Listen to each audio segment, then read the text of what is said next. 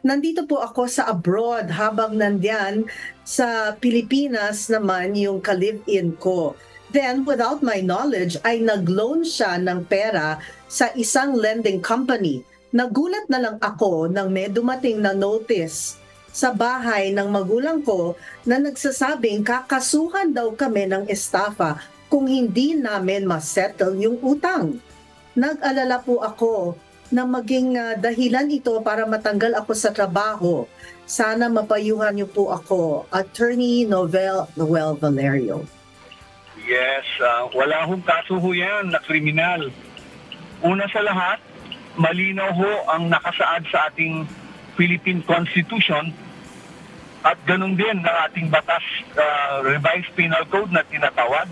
Ito yung batas patungkol sa mga krimen na walang dapat makasuhan ng kriminal at walang nakukulong dahil sa utang.